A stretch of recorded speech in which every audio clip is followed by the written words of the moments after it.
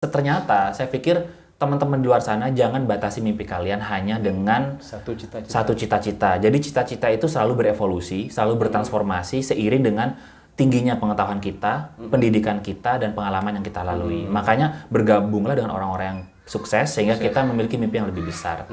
Jadi jangan batasi kita, karena yang buat kita kecil tuh karena kita sendiri yang membatasi. Gitu. Ini kan hebat. Ada alumni santri, orang desa yang bisa menjadi pimpinan, salah satu pimpinan di perusahaan luar negeri. Itu kan sulit sekali kan. Kalau tidak.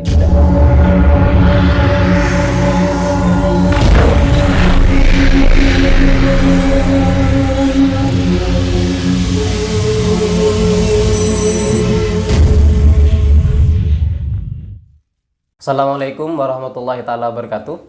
Bismillahirrahmanirrahim. Alhamdulillah pada hari ini kita diberikan kesehatan sehingga kita bisa melaksanakan aktivitas kita dalam keadaan sehat walafiat dan semoga selalu dalam lindungan Allah Subhanahu wa taala. Amin. Berjumpa perdana di channel kami, channel Santri Sarjana. Saya sebagai pemilik akun ini, alhamdulillah kali ini kita lagi kedatangan tamu spesial namanya Mujibur Rahman ya. Siap. Biasa disapa Mr. Mujib ya. Siap Ustaz.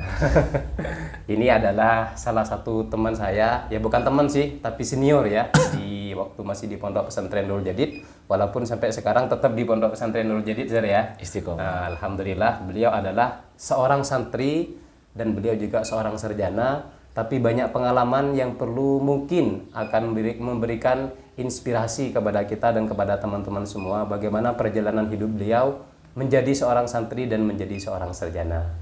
Singkat saja, insya Allah waktu kita diskusi dan bincang-bincang santai ini tidak akan lebih dari 30 menit. Selamat datang Mr. Mujib ya, biasa disapa Mr. Mujib ya. Siap Ustaz, boleh Ustaz. Jadi begini, dalam kesempatan ini kita akan mendiskusikan atau ingin mendengarkan cerita dari seorang santri dan juga seorang sarjana, bagaimana pengalaman hidup dia ketika dia belajar di pondok pesantren dan ketika dia sudah pulang ke masyarakat. Nah, Mr. Mujib ini kan sudah pulang ke masyarakat hakikatnya, walaupun aktivitasnya tetap di Nurul Jadid ya. Betul. Kan hampir setiap hari kita ketemu sebetulnya. Iya benar.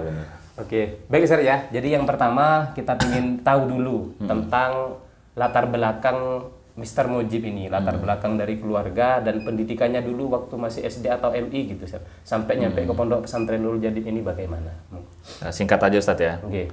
Jadi saya itu anak ketiga dari 5 bersaudara. Ayah saya keturunan Madura, ibu saya asli keturunan Jawa Gresik, ayah saya Bangkalan. Nah, terus saya sekolahnya waktu SD itu SD. Tingkat SD itu SD negeri. Jadi saya bukan ibtidaiyah. SD negeri di Palangkaraya, Kalimantan Tengah. Saya juga lahir di sana. Di Kalimantan ya. Betul. Berarti kelahiran Kalimantan gitu. Kelahirannya Kalimantan, Palangkaraya, ibu kota.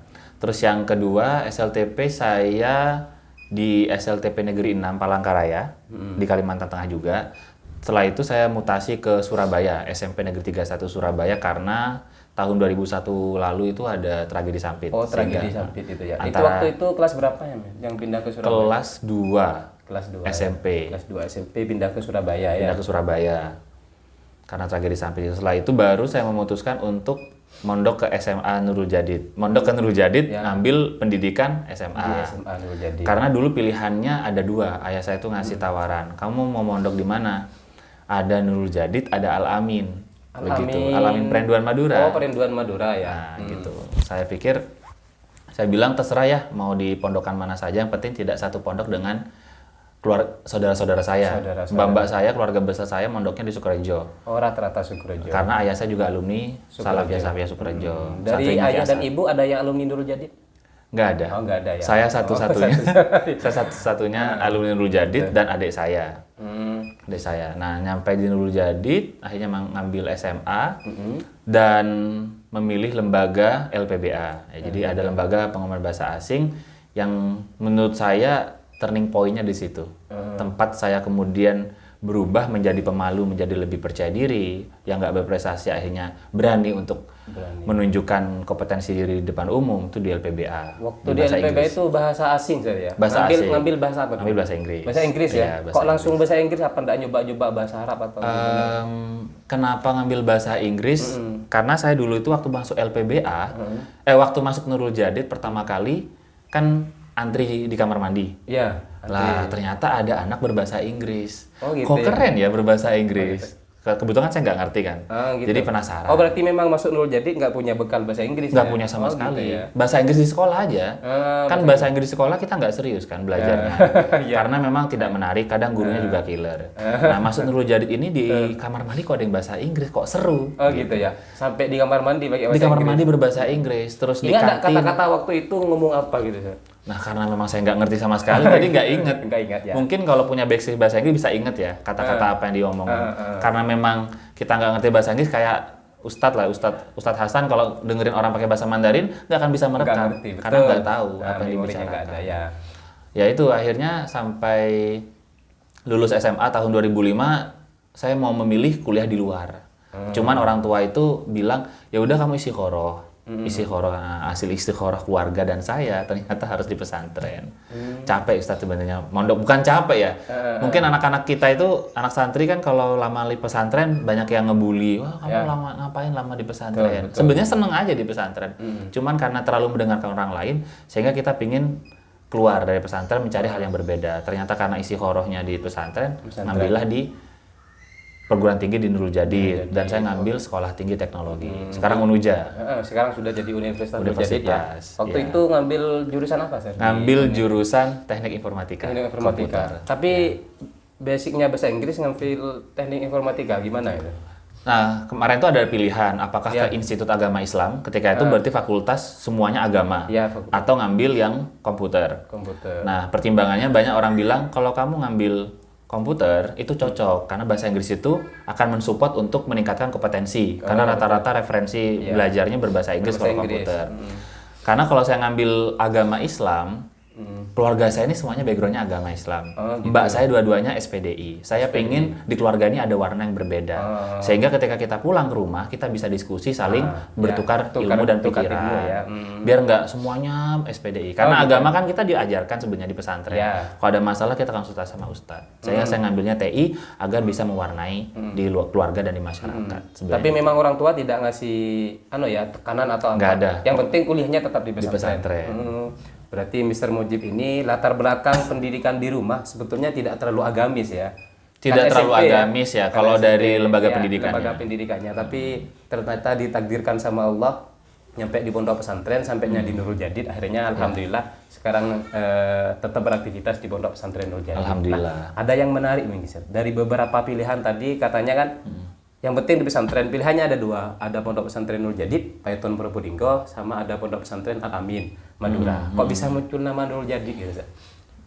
Apa ada lutri, apa ada gimana? Nah, masalahnya itu saya nggak tahu gimana saya tiba-tiba dari Nurul Jadid. Yang pasti saya tidak mau mondok di tempat ayah saya dan saudara keluarga besar saya. Oh, gitu. Karena pasti saya manja. Kalau saya mondok di sana kan ada mbak saya, Ngumpul ya. ada sepupu saya, cowok cewek ada di sana semua. Kalau saya mondok di sana kan akhirnya kayak reunian keluarga kan. Oh gitu. Saya pengen mandiri, saya pengen benar-benar belajar sendiri. Nah, akhirnya saya di Nurul Jadid. Nah, kenapa tidak dialamin? Saya nggak tahu kalau Nurul Jadid. Kalau Nurul Jadid ini Nurul Jadid. Saya pikir ini alamin awalnya. Oh gitu. Karena ayah bilangnya begitu kan. Karena nanti ada bahasa asing, pelajaran bahasa asing untuk membekali. Nyampe ke Nurul Jadid, daftar, terus diikrar, oh saya bersedia menjadi santri Nurul Jadid mengikuti aturan. Oh ini Nurul Jadid, baru tahu.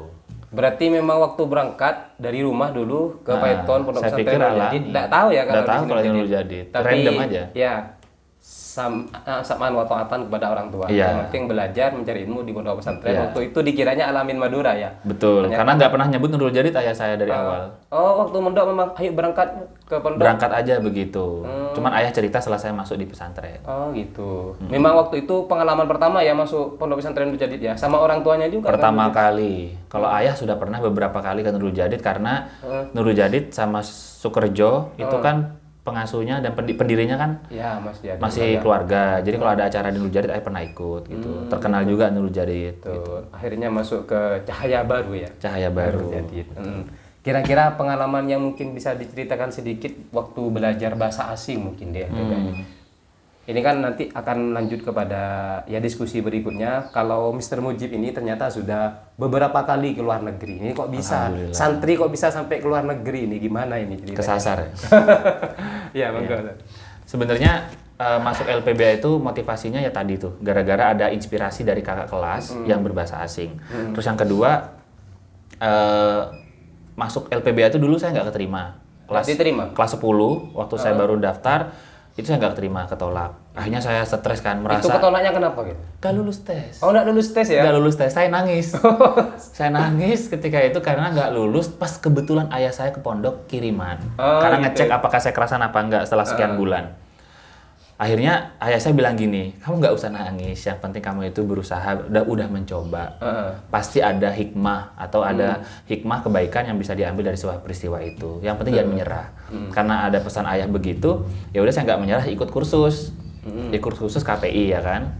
Ya, waktu itu ada KPI ya? Ada KPI. Kursus program intensif yang disediakan oleh LPBA LPBA. ya? Katanya kalau ikut kursus itu kita bakalan lebih mudah masuk LPBA. Ternyata setelah ikut KPI, daftar lagi nggak lolos lagi kelas 2. Jadi ceritanya saya tuh cadangan di LPBA. Berarti waktu itu tes kedua, tahun kedua ya? Tahun kedua, kelas 11. 11. Tetap nggak diterima? Tetap nggak diterima. Kok pas bisa masuk itu gimana? Saya nggak keterima karena ketika itu banyak anak unggulan SMA yang tidak boleh masuk LPBA. Jadi dulu masih ada tarik ulur antara kelas unggulan tuh nggak boleh masuk LPBA. Banyak berhenti kan? Ya, keluar lah. Keluar. Nah, saya bisa jadi cadangan karena saya punya orang dalam. Maksudnya orang dalam itu punya temen. Punya teman. Senior di sana yang bilang kepada pengurus kalau ada saya yang pingin sekali masuk LPBA. Walaupun waktu itu potensinya belum cukup untuk masuk Nggak cukup LPBA. standarnya. Jadi saya itu standarnya masih jauh dan saya merasa bodoh dan merasa tidak bermakna ketika itu. Nangisnya di kamar mandi. Karena ngerasa ya Allah 2 tahun dan saya kursus ini kok nggak dapat apa-apa begitu. Kok masih tidak lolos.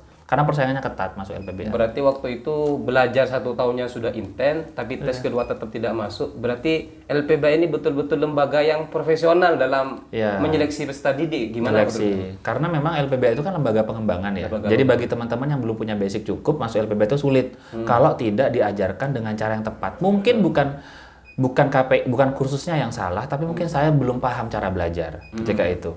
Sampai akhirnya saya masuk LPBA, keterima sebagai cadangan, minder. Lagi-lagi saya minder karena memang saya orangnya dulunya itu tidak terlalu ekstrovert ya, saya introvert. Tertutup saya orangnya dari kecil. Saya jarang bergaul sama banyak orang. Nah, waktu baru masuk digojlokin ya. LPBA itu kan memang terkenal melatih mental ya. Digojlokin lah, dibilang stupid ya kan, bodoh karena nggak bisa ini. Setiap kali ada hafalan saya selalu nggak bisa dan berdiri, hampir berhenti. Cuman lagi-lagi ayah saya memotivasi saya, kamu udah kadung masuk, kamu sudah kadung nyemplung ya basah sekalian, jangan menyerah. Berarti pernah menyerah ya? Pernah mau berhenti. Pernah mau karena saya dulu ketika tidak keterima di LPBA tahun pertama, saya masuk Diniyah. Ya. Di mana Diniyah? Di Madrasah Diniyah. Madrasah Diniyah ya. Di wilayah Abu Aswad Adu Ali. Itu tempat atau asrama pembahasan apa itu? Khusus kitab. Oh, pernah mau saya belajar kitab. Belajar kitab ya. Sampai nahwu sorob gitu saya. Nahwu sorob, belajar jurmiyah, belajar imriti karena emang cita-cita tasrif dan selalu ada taklimul lail malam-malam mengkaji nahwu sorob begitu. Cuman kok saya nggak srek ya, bukan karena ustadznya nggak baik, tapi karena memang ternyata passion saya nggak di situ. Passionnya tidak menemukan di sana. Nggak menemukan di sana. Jadi kalau ada hafalan, saya selalu berdiri. Menghafal sambil berdiri, hafal. Paham ketika itu. Nanti ditanyain besok-besoknya lupa lagi. Karena kalau orang yang passion itu kan biasanya ilmunya lebih cepat. Karena kitanya yang selalu murojaah sendiri tanpa diminta begitu. Nah, karena ini bukan passion saya, kalau nggak disuruh, kalau nggak ujian nggak belajar begitu. Jadi nggak mendapatkan jiwa saya di sana. Makanya mendaftar lagi. Sudah pindah ke LPBA, pendalaman bahasa Inggris, sudah menemukan passion tapi masih banyak tantangan. Gitu. Banyak tantangannya karena memang di LPBA itu tidak mudah. Mungkin banyak teman-teman di luar sana yang berpikir, oh LPBA itu nakal, banyak pelanggaran, keras. Karena di LPBA itu saya belajar kesabaran, saya belajar kegigihan, saya belajar bahwa untuk mencapai sukses itu butuh persaingan dan pengorbanan. Ya. Akhirnya saya berjuang di sana selama 1 tahun, mungkin waktu tahun pertama di LPBA saya yudisiumnya C, nilai rata-rata C. C karena memang saya masih beradaptasi gimana sih cara belajar yang baik. Sampai akhirnya di LPBA karena gesekan yang cukup intens dan kuat, sehingga saya berjuang untuk menjadi orang yang mandiri dan seorang fighter, seorang pejuang. Akhirnya tahun kedua saya belajar rajin, sering belajar sama guru juga, sama senior, sama kakak kelas. Karena di LPBA itu kelebihannya adalah kita belajar didampingi oleh kakak kelas secara intensif di kamar, di luar KBM, tanpa dibayar. Jadi karena ada kayak budaya di mana kakak kelas ini punya tanggung jawab kepada adik kelas. Tanggung jawab untuk mendampingi dan mengajari ya. Karena kan kita ada pekan bahasa tuh. Pekan bahasa. Event terbesar LPBA setiap tahun untuk menguji kompetensi kebahasaannya dan keterampilan bahasa. Sehingga kalau kamar kita kalah, kita malu menjadi kamar terburuk. Gitu ya. Itu hebatnya di LPBA yang mengajarkan saya perjuangan. Walaupun eventnya hanya selembaga itu. Selembaga, tapi prestisenya itu senurul jari, kalau kalah malu gitu. Oh, berarti pengalaman berharga Mr. Mujib ini sebetulnya ketika di Pondok Pesantren Nurul Jadid, LPBA gitu. LPBA. Banyak yang mempengaruhi terhadap perubahan-perubahan sehingga menemukan fashion bahwa ikon Mr. Mujib itu adalah bahasa Inggris gitu, Sar ya. Iya, benar. Makanya saya itu walaupun ngambil teknik informatika di ini kan kampus, sarjana komputer. Sarjana komputer ya. Iya, tapi teman-teman lebih familiar saya itu bisa bahasa Inggris. Bahasa Inggris ya. Karena prestasi itu saya mulai banyak menang lomba itu di Nurul Jadid dan di LPBA. Sebelumnya saya tidak pernah ikut lomba-lomba, paling lomba 17 Agustus. Paling banter dulu di rumah. Nah, berarti beberapa prestasi itu sertifikat sama juara-juara bukan juara teknik komputer ya. Bukan. Tapi juara bahasa Inggris ya. Bahasa Inggris semua rata-rata dan kada tulis. Sebelum kita lanjut ke pengalaman beliau, ini kayaknya dengan berbekal bahasa Inggris beliau sudah beberapa kali ke luar negeri. Tapi ada yang menarik ini teman-teman. LPBA Nurul Jadid. Ya mungkin yang alumni Nurul Jadid atau sekarang Pondok Pesantren Nurul Jadid yang masih santri tahu mungkin. Tapi teman-teman yang mungkin tidak pernah tahu kira-kira sedikit atau sekilas tentang apa itu LPBA Nurul Jadid mungkin. Jadi LPBA Nurul Jadid itu adalah sebuah lembaga otonom yang ada di Nurul Jadid yang mengajarkan bahasa asing. Untuk saat ini ada 2 bahasa Arab dan bahasa Inggris. Nah, di sana kita nggak hanya diajarkan kitabahnya atau grammar atau tulis menulis, tapi kita diajarin keterampilan berbahasa, entah itu bercakap-cakap, entah itu drama, puisi dan lain sebagainya. Sehingga di LPBA itu banyak sekali soft skill yang diajarkan, seperti critical thinking juga yang memang sekarang dibutuhkan di era abad 21 ini. Ada communication juga, ada problem solving, karena di LPBA itu sangat kental tentang keorganisasian, kebahasaan dan kreativitas. Karena LPBA itu menurut saya dikenal dengan kreativitasnya. Kreativitas ya. Itu sih. Jadi bagi teman-teman yang merasa LPBA itu bahasa asing tidak penting untuk santri. Karena saya punya cita-cita dulu itu bagaimana dengan bahasa asing ini saya bisa berdakwah di luar, tidak hanya lingkup Indonesia tapi bisa keluar negeri. Sampai akhirnya alhamdulillah tahadus binikmah ya, itu diberikan kesempatan oleh Allah untuk bisa beberapa kali keluar negeri, dan itu saya selalu menceritakan bahwa Islam itu seperti ini, bahwa pesantren melalui itu bahasa Inggris ya. Melalui bahasa Inggris. Karena kita nggak akan pernah bisa mencapai skala lebih global kalau kita nggak bisa menguasai bahasa internasional. Dan alhamdulillahnya teka hajat. Gitu. Teka hajat ya, kan ada peribahasa itu ya. Duniamu seluas bahasa. Ya, betul, gitu kan. betul sekali. Karena dunianya Mr. Mujib ini adalah bahasa Inggris. Ya mungkin pernah nggak ke Arab Saudi atau ke Mesir gitu? Belum ya? Ke Arab Saudi dan Mesir belum. Belum ya. Cita-citanya nanti ke depan Timur Tengah. Dulu emang ngincernya negara barat. Negara barat ya. Sebelum kita lanjut, bagaimana pengalaman beliau sampai pernah ke luar negeri beberapa kali? Jangan lupa setelah pesan-pesan berikut. Alhamdulillah, kita lanjut diskusi bincang-bincang santai kita dengan Mr. Mujib. Sekarang kita ingin mendengarkan cerita atau pengalaman beliau ketika beliau pernah ke luar negeri. Dari beberapa data yang sudah dikumpulkan oleh tim kami, pertama beliau itu tahun 2014 pernah ke Thailand, Sir ya? Ya.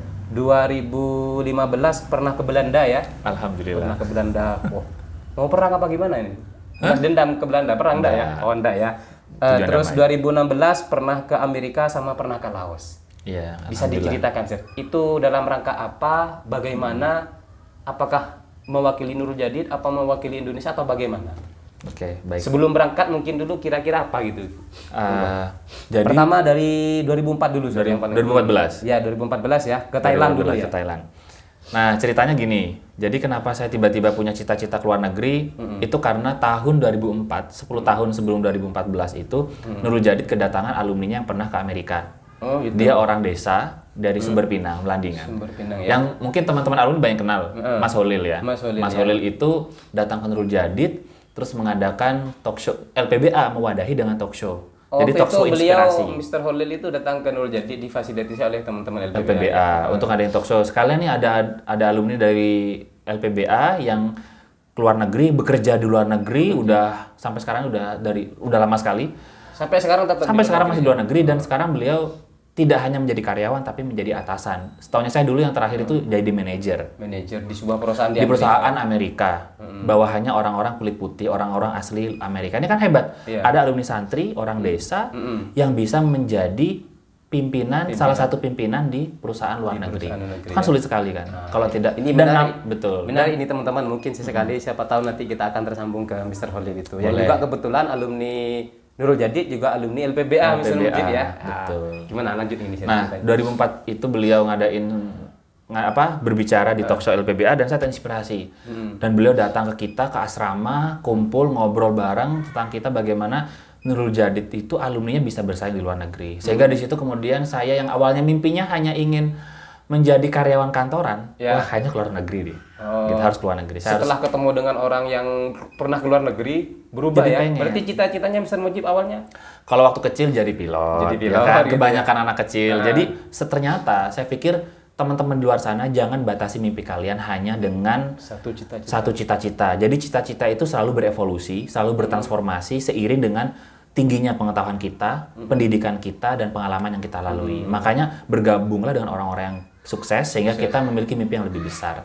Jadi jangan batasi kita karena yang buat kita kecil itu karena kita sendiri yang membatasi. Gitu ya. Padahal dunia tidak terbatas gitu. Dunia itu limitless ya, tidak ada batasan. Setelah ketemu dengan Mr. Holil itu baru terinspirasi dan ada keinginan untuk juga keluar negeri gitu. Keluar negeri. Akhirnya saya dari situ sering kali kalau ada internet, dulu di Nurul Jadid sulit sekali Iya, internet, sulit, ya. jadi harus keluar, kita ke rental, Rental, ya kan, bayar sekian ribu per Iya, jamnya. Saya cari terus beasiswa ke luar negeri. Sampai ketika itu saya nyoba banyak hal, sampai akhirnya 2014 ditawarin sama Pak Samsul Ma'arif, kepala sekolah SMA dulu, dan beliau juga kepala BP2M. BP2M. BP2M. Ini ada beasiswa ke Amerika, ke Thailand ketika itu dan disuruh coba. Nah, akhirnya saya disuruh nyoba berdua dengan Soehartono. Soehartono, ya. Nyoba. Suruh nyoba, akhirnya nyoba dan yang lolos ternyata saya dari Nurul Jadid. Dari Indonesia itu cuma 2 orang. Satunya se-Indonesia? Se-Indonesia diambil 2 orang cuman. 2 orang yang diminta. Satunya saya, satunya lagi dari Bappenas, Badan Perencanaan Pembangunan Nasional dari pusat. Bukan dari santri itu ya? Bukan dari santri. Nah waktu itu beasiswa apa itu, Sir? Itu program Mangrove for the Future, MFF. Mangrove. Programnya dari IUCN, International Union for Conservation of Nature. Jadi IUCN ini adalah lembaga internasional yang bergerak dalam konservasi lingkungan. Nah, kebetulan saya aktif juga bantu-bantu di kegiatan lingkungan. Punyanya alumni Nurul Jadid. Alumni Jadid, ya. Sehingga berangkatlah saya. Ketika pengurusan visa, ternyata saya yang lolos. Visa yang satunya dari Bappenas itu nggak lolos, nggak keluar. Nggak keluar ya? Nggak keluar dan keluarnya itu telat. Sehingga dia nggak bisa berangkat. Berarti waktu itu yang berangkat hanya Mr. Mujib Saya, ya? satu-satunya Sendirian ya? perwakilan dari mewakili Indonesia. Dari Indonesia. Berapa hari di Thailand dan ngapain saja di Thailand itu? Di Thailand itu selama 2 bulan. 2 bulan ya. Jadi nama programnya itu certificate course. Jadi saya kuliah selevel S2, cuman spesifik di bidang aquaculture. Aquaculture itu apa ya? Namanya Integrated Coastal Management. Jadi bagaimana kita mengelola konservasi di daerah pesisir yang terintegrasi gitu. Jadi ada teknologinya, ada lingkungannya, ada sosialnya. Sehingga pengalaman saya di Nurul Jadid dan di Python itu bagaimana santri bisa melakukan pendekatan kepada masyarakat melalui agama dan melalui sosial untuk bisa kemudian mengkonservasi mangrove. Mangrove ya. Nah, selama sana 2 bulan dan saya mewakili Indonesia. Di situ kemudian pengalaman yang menarik adalah karena kita santri, jarang disiplin, sering kali jamnya karet. Nah, di situ saya pernah satu ketika kita mau berkunjung ke salah satu pulau terbesar ketiga di Thailand, namanya Mokoh Chang Thailand. Mokoh Chang Thailand Island itu pulau Mokoh Chang, dia pulau gajah putih, di sana banyak gajah putihnya. Iya betul. Itu saya terlambat 5 menit. Gara-gara habis subuh sholat tidur lagi. Nah, Kebiasaan berarti ya di pondok ya. Mungkin Ini sudah biasa tidur setelah subuh tapi masih dapat beasiswa ke luar negeri ini. Ini mungkin perlu dipelajari, ada trik apa tidur setelah subuh ini. Iya, akhirnya saya ketinggalan rombongan dan saya minta maaf ke profesor yang mendampingi itu dan akhirnya ada satu rombongan putar balik menjemput saya. Oh, sudah ditinggal waktu itu Ditinggal sudah, udah Hanya ditinggal. telat 5 menit ya. Karena saya satu-satunya dari Indonesia, jadi nggak sekamar sama teman yang bisa saling mengingatkan. Kalau yang lain kan ada temannya kan. Satu kamar berdua, dari satu kamar saya sendirian. Sendirian ya. Kamarnya spring bed, kamar mandinya juga air panas dingin. Jadi biasanya kita nggak pakai AC, di luar negeri kita pakai AC, enak tidurnya. Pas tidur nyenyak ya. Tidurnya nyenyak. Hanya telat 5 menit sudah ditinggal. Iya, ada alarm sudah, tapi tetap tidak dengar. Gitu. Ya, jadi itu yang menarik sih, kita belajar dengan 11 negara ketika itu. 11 negara. Dan alhamdulillahnya singkat cerita ketika saya dapat ijazah, Iya. IPK saya lumayan, 3,77. Jadi Hampir 4 nilai hampir 4. Yang tertinggi itu dari Bangladesh. Bangladesh. Dari Bangladesh IPK-nya 4, saya IPK-nya 3,77 itu nomor urutan berapa? ketiga. Urutan ketiga ya. Masih juara 3 ya. Alhamdulillah lah. Tepuk tangan Alhamdulillah itu. ya. Perjuangan. Mewakili Nurul Jadid dan mewakili satu-satunya dari Indonesia bisa mendapatkan IPK nomor 3 terbesar sedunia waktu itu, mendapat beasiswa di Thailand tahun 2014. 2014 alhamdulillah. Setelah dari Thailand ternyata tidak cukup, teman-teman. Mr. Mujib ini ternyata memang pingin keliling dunia. Tahun 2015 data yang dari kita, beliau pernah ke Belanda. Apakah mau niat balas dendam perang Belanda? Ya atau karena pernah gimana? dijajah ya, Iya, pernah dijajah. Gimana sih? Nah, kisahnya itu saya 2015 itu ikut pertukaran pemuda antar negara yang diadakan oleh Kemenpora, Kementerian Pemuda Olahraga. Cuman saya nggak lolos. Saya cuman jadi finalis. Nah, sebelum itu saya juga daftar ada lomba esai, namanya esai competition yang diadakan oleh panitia kampus yang ada di Belanda, namanya The Hague University of Applied Science. Jadi ilmu terapan di Den Haag. Di Den Haag itu ibu kotanya, Den Haag itu ibu kota Belanda. Ibu kota Belanda. Ibu kota yang terkenal dengan kota perdamaian dan kota internasional. Kota internasional. Nah, di sana itu ada museum Indonesia tentang peperangan Indonesia, ada museum. Jalannya di sana tuh ada Jalan Kalimantan, Jalan Sumatera begitu. Memang tempat-tempat Tempat-tempat peninggalannya para pejuang Indonesia tuh ada di sana. Gitu. Jadi ikut lomba esai, saya menceritakan bagaimana cara kita melakukan bisa berdamai dengan lingkungan sekitar. Bagaimana cara kita agar bisa menciptakan perdamaian di tengah keberagaman. Karena saya dulu itu pernah menjadi korban sampit, saya juga korban kemanusiaan. Sehingga saya ceritakan pengalaman-pengalaman itu dan ikut lomba esai. Akhirnya terpilih menjadi 100 esai terbaik dan diberangkatkan 100 esai terbaik se-Indonesia. Sedunia. Karena itu banyak, ada 40 negara. Waktu itu di Indonesia ada berapa yang diutus? Indonesia itu ada 3 orang yang lolos. 3 orang ya. Satunya orang Jakarta, satunya orang Blitar. Ya orang Blitar ini dia kerja di kementerian di Jakarta dan sedang dapat beasiswa di Amerika. Jadi berangkatnya dari Amerika ke Belanda.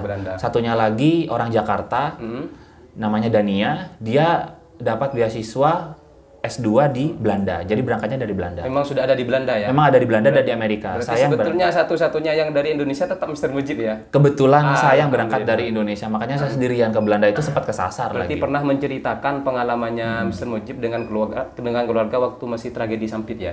Iya, Dan menceritakan itu. alhamdulillah mungkin dari SI itu tentunya kan nanti mendapat beasiswa dan kesempatan untuk belajar di sana.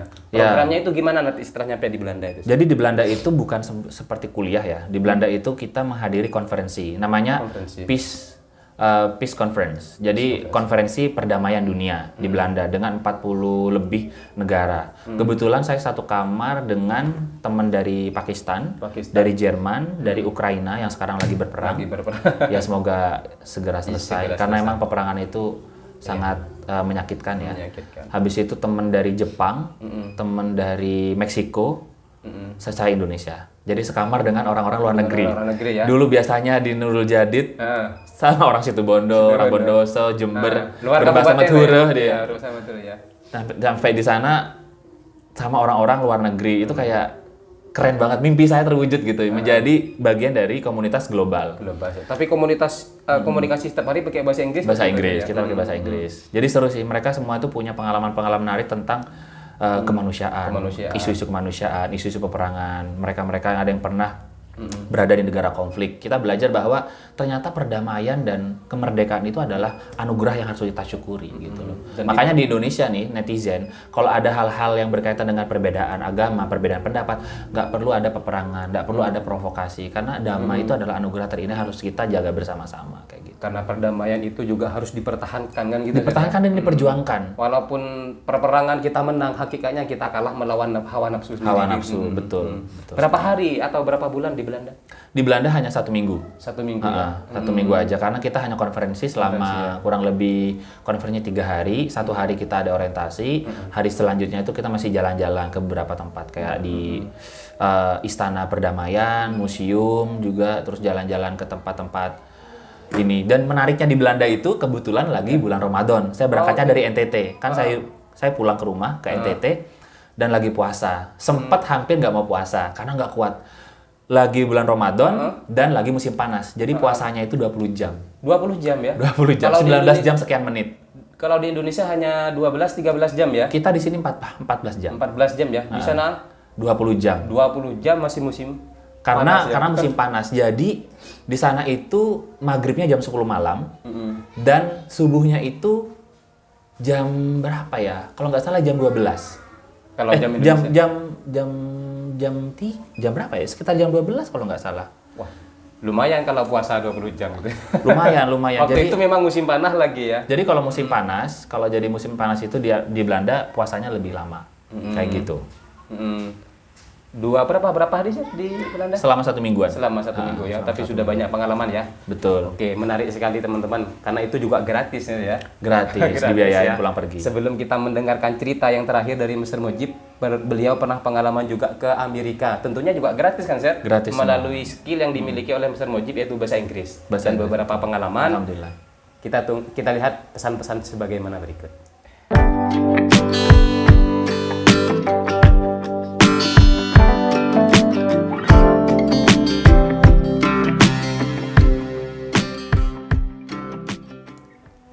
Terima kasih kembali lagi bersama kami di channel Santri Sarjana. Bersama kami sebagai pemilik akun Zainul Hasan. Lanjut kepada cerita berikutnya, bagaimana pengalaman Mr. Mujib meraih kesempatan untuk belajar dan studi di Amerika Serikat, salah satu negara yang menjadi negara adidaya di dunia sekarang ini. Ya. Bagaimana ceritanya?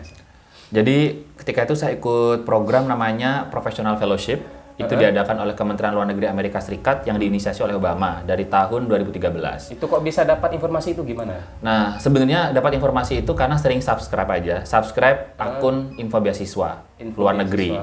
Dan saya juga dapat, ya intinya searching di internet. Karena saya sering kali searching di internet tentang info beasiswa. Jadi saya mandiri. Memang pengen cari ya? Pengen cari. Dan sampai akhirnya ketemu di akunnya US Konjen. Jadi Amerika itu punya konjen Konsulat Jenderal Amerika Serikat yang ada di Surabaya, itu ada informasi tentang YSEAL namanya, yang Southeast Asian Leadership Leader Initiative. Jadi program untuk pertukaran pemuda ASEAN.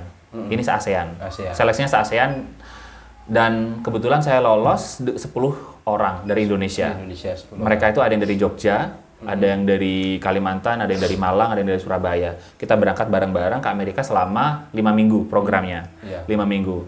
Jadi beberapa hari kita orientasi di Washington DC, di ibu kotanya Amerika Serikat. Habis itu saya ditempatkan di Florida. Florida, negara bagian di Amerika. Di Florida itu saya di pemerintah provinsinya, namanya Broward County. Jadi ada county gitu. Broward County itu selama 4 minggu di sana. Belajar tentang lingkungan, lagi-lagi lingkungan ya. Karena kita peduli sama lingkungan, ternyata nggak nyangka pengalaman ini yang membawa saya ke luar negeri. Nah, programnya itu kita nanti akan sharing sama pemerintah setempat, kita diwawancarai, kita ikut bicara juga di rapat-rapat evaluasinya pemerintah di sana, memberikan masukan. Selain kita belajar, kita juga memberikan masukan. Kita diajak studi lapangan, kunjungan, evaluasi, ikut seminar. Jadi menariknya, program ini kita nggak hanya memberikan, kita nggak hanya belajar, tapi kita ditanyain apa yang bisa kita berikan untuk pemerintah sana. Jadi diminta pendapat juga ya. Betul. Anak bangsa dari beberapa negara diminta pendapat. Waktu itu muda-muda apa gimana? Professional Fellowship ini ada batas umur dari umur 25 sampai maksimal umur 35. Sampai 35. Berarti kan masih jiwa muda sebetulnya. Jiwa muda. Belum nyampe 40. Karena pemuda itu batas 40 kan ya? Kalau katanya, 40 kan katanya. bapak-bapak. Ya 35 lah maksimal. 35 maksimal ya. Waktu Gitu. itu Mr. Muji masih usia berapa? Saya berangkat umur tahun 2016 umur berapa ya? Sekitar umur 26. 26. Sekitar 26 ya. 26. Sekitar 26 sudah beberapa kali keluar masuk luar negeri ya. Ya alhamdulillah. Gratis lagi, dapat pengalaman, dapat macam-macam gitu ya. Berapa Betul. hari di Amerika? Di Amerika itu kita selama 5 minggu, jadi 1 bulan setengah. 1 bulan 10 Cuman, lumayan lama ya. lumayan lama, cuman saya extend itu saya nambah nyampe 2 bulan. Jadi kita itu paspor itu teman-teman, jadi visa itu dibatasi kalau ke Amerika itu sampai 2 bulan, pokoknya ada batas visa. Dan emang kalau nggak kita overstay, jadi saya overstay, kebetulan dibiayain sama Mas Holil. Mas Holil ngajak saya, udah kamu saya beliin tiket, kamu terbang ke Los Angeles. Nah, Los Angeles ini adalah kota tempatnya para artis. Jadi David Beckham, Mariah Carey, Ariana Grande. Berarti yang lain kebanyakan sudah mereka pulang ke Indonesia, program itu sudah selesai. Mr. Mujib tetap di Amerika. ada yang overstay di New York. Teman ada saya juga ada ya? yang di New York, saya ke Los Angeles karena Mas Holil ngajakin puasa bareng di Amerika. Waktu itu bulan puasa juga berarti Sir ya? Mau puasa. Jadi mau saya puasa. saya di Los Angeles itu selama 10 hari. Nah, menariknya itu ya teman-teman. Jadi kita sebagai santri nih teman-teman ya. Hanya kumpul sama teman-teman hanya di Indonesia aja nih. Ada yang orang Jakarta kenal lah. Cuma ketika kita keluar negeri, saya berpikir awalnya Amerika itu bakalan ada Islamofobia, orang yang anti sama Islam. Informasi yang sering kita dengar lah di media Betul. sekarang. Yang di media Amerika itu begini. betul, Apalagi anti-Islam. semenjak ada tragedi apa itu? 9/11, tragedi WTC, Ya, World Trade WTC ya. Center, Semenjak Islam itu itu Islam semakin. kan dikerdir terus enggak? Ternyata gimana faktanya? Ternyata teman-teman, saya ketika itu di Amerika berpikir bakalan orang tuh nggak welcome sama saya karena saya orang Islam. Namanya lagi nama Islam Namanya ya? Mujibur Rahman, ada Mujibur Rahman-Rahmannya. ya. Sempat terkendala waktu di imigrasi di bandara. Di bandara. Karena mungkin saya orang Islam, nama saya Mujibur Rahman, sempat dipanggil. Kamu tujuannya apa? Diwawancara lagi. Padahal saya udah lolos kan, wawancara visa di kedutaan Amerika yang ada di Jakarta. Cuma di bandara dipanggil secara khusus lagi, ya? secara khusus, dipanggil lagi, ditanyain lagi. Untungnya saya nggak berjanggut, tidak bersongot, dan tidak pakai celana cingkrang. Karena kan orang itu melihat Islam itu ya karena penampilannya janggut begini, ngebom, Allahu Akbar ngebom. Ya karena mungkin ini ya, masa itu di tahun 2011 pas WTC itu, tragedi WTC itu menjadi trauma bagi orang Amerika sendiri. Sehingga mereka itu membatasi orang-orang Islam, terutama dari Timur Tengah untuk masuk ke Amerika. Nah, waktu itu ditanya gitu ya, macam-macam. Sempat ditanya. Tapi ketahuan kalau orang Islam dari Indonesia gitu. Islam dan Indonesia, alhamdulillah, dan saya juga punya bukti-bukti bahwa saya akan menghadiri program yang diadakan oleh Kementerian Luar Negeri, sehingga saya lolos. Karena ini resmi undangan dari pemerintah Amerika sendiri. Bukan karena saya ingin ke Amerika, karena saya diundang lolos beasiswa. Dan memang menariknya ya, yang paling tantangan terberat kita sebagai seorang muslim dan santri itu adalah sholat. Karena di luar negeri, termasuk saya waktu di Thailand, waktu saya di Belanda, waktu saya di Amerika, tidak ada masjid. Tidak ada suara adzan. Tidak ada suara adzan. Jadi kalau kita terbiasa meninggalkan sholat, bakalan hilang aja sholatnya. Nah, jadi yang saya berkesan itu ketika waktu saya ke Thailand pertama kali itu ya, saya kan nggak sanggup, baru pertama kali ke luar negeri, pengalaman ke luar negeri, masuk pesawat sudah pakai bahasa Thailand, nggak ngerti, jadi merasa wah gini ya rasanya jadi turis gitu kan di negara orang. Orang asing ya. Sampai akhirnya saya itu ketemu sama profesor Islam dari Pakistan, dia ngajakin saya sholat. Oh, kalau mau sholat itu ke luar negeri bawa kompas, jangan sampai lupa. Akhirnya saya nginstal aplikasi kompas di sini untuk bisa sholat dan sejadah. Jadi akhirnya kemana-mana kita sholat. Nah, yang paling menarik di Amerika itu saya pernah sholat Jumat pertama kali di luar negeri itu di Florida. Jadi dianterin sama asisten direktur kantor tempat saya bekerja, dan dia non Muslim, orang Kristen. Muslim ya. Dia ngantarin saya sholat. Di situ saya belajar, oh ternyata tidak semua orang Amerika itu anti sama Islam. Hanya orang-orang tertentu aja yang nggak suka sama Islam. Sama kayak kita di Indonesia, tidak semua orang Islam benci sama Kristen. Iya, betul. Hanya ini tergantung bagaimana pendidikan kita di keluarga dan di sekolah kita. Alhamdulillahnya, saya belajar di Nurul Jadi tidak pernah diajarin kebencian. Walaupun Nurul Jadi itu pesantren, tapi nggak pernah diajarin kebencian. Walaupun ayah saya hanya lulusan aliyah, alumni pesantren, tidak pernah ngajarin benci sama non-muslim. Sehingga apalagi sesama muslim ya. Apalagi sama muslim. Nah, ini kadang di Indonesia kan Iya, Fenomenanya betul, berbeda. betul. Hanya karena beda ormas, NU Muhammadiyah tengkar, Ahmadiyah sama Sunniyah tengkar. Hanya karena berbeda, padahal sama-sama Islam. Jadi di sana saya diajarin dan saya nangis pertama kali mendengarkan adzan di sholat Jumat itu. Di Amerika itu ya. Karena saking kangennya sama adzan. Nah, sedangkan kita ya santri di Nurul Jadid atau Islam yang ada di Indonesia, setiap hari dengar adzan, nggak ke masjid. Udah ke masjid ya. Di situ ke masjid sholat Jumat pertama kali dengar adzan tuh kayak ada kerinduan yang sangat yang terbayarkan. Terbayangkan ya. Bisa sholat dan Islam di Amerika itu sangat klop. Jadi kita kalau salaman sambil pelukan karena kita merasa gitu ya? saudara. Kan kita minoritas. Minoritas ya. Berapa persen di? Aduh, kalau masa persentase saya nggak tahu di Amerika. Yang pasti gini teman-teman. Jadi kalau ada orang Islam yang masih mempertahankan keislamannya di Amerika, mungkin mereka nggak berjilbab, tapi itu perjuangan teman-teman. Jadi jangan menghakimi orang yang di Amerika karena nggak berjilbab. Karena menjadi Islam di Amerika aja itu udah perjuangan. Sama seperti menjadi Kristen atau non-Muslim di Indonesia ini perjuangan. Jadi bagaimana kita menghargai minoritas, walaupun mereka berbeda agama, berbeda suku, berbeda ras, kita harus menghargai. Itu Karena sih. di Indonesia kita diajari Bhinneka Tunggal Ika. Bhinneka Tunggal Ika. Menarik sekali ini, ternyata ada pengalaman berharga yang dapat kita simak dari beliau, bahwasanya bukan hanya pengalaman pribadi, tapi bagaimana mendengarkan informasi tentang identitas dan keberadaan Islam di luar negeri, terutama di Amerika. Ini mungkin suatu saat nanti kita akan diskusi lagi dengan beliau atau beberapa narasumber tentang Islam di luar negeri, terutama di Amerika, ya. Siap. Nah, Insya karena Allah. waktu ini sudah terbatas, singkat saja. Kira-kira moto hidup Mr. Mujib ini apa? Sampai pendidikan yang hanya di pesantren sampai bisa ke luar negeri itu. Kira-kira motonya apa? Saya punya moto itu nothing impossible, as impossible is nothing. Jadi nggak ada yang nggak mungkin karena ketidakmungkinan itu tidak ada. Yang membuat itu tidak mungkin karena kita tidak percaya diri dengan kemampuan dan kuasa Allah. Selama ada keinginan dan Betul. mesti Karena ada ada ya? keinginan pasti ada jalan. Karena saya percaya kemustahilan itu diciptakan oleh ketakutan kita dalam meraih mimpi yang lebih besar. mungkin sederhananya kalau bahasa Al-Quran itu la yughayyiru ma biqaumin hatta yughayyiru ma bi anfusihim. Betul. Allah tidak akan merubah seseorang kaum kecuali dia merubah dengan dirinya sendiri. Betul. Menarik sekali ya. Jadi teman-teman ini perlu dikaji mungkin, atau teman-teman kalau menarik ya bisa diikuti tentang moto hidup beliau. Kalau segala sesuatu itu tidak mungkin tidak terjadi kalau kita punya keinginan. Yang gitu, Sir. Betul. Terakhir ini sekali, Sir. Iya, Pesan-pesan kira-kira untuk teman-teman santri yang sudah keluar dari pondok pesantren, untuk teman-teman seorang sarjana yang sudah selesai masa kuliahnya dari kampus gitu loh.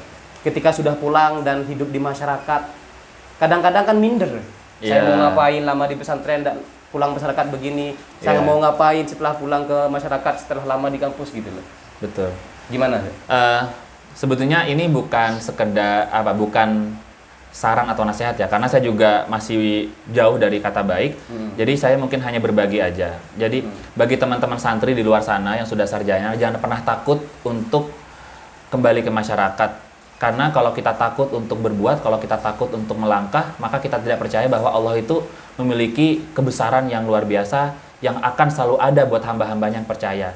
Bagi teman-teman santri yang masih takut, berarti kita perlu mempertanyakan kesantrian kita yang sudah diajarkan oleh para kiai untuk percaya atas kebesaran Allah. Intinya satu, berbaur sama masyarakat, lakukan lakukan hal-hal baik di masyarakat dan amalkan ilmunya.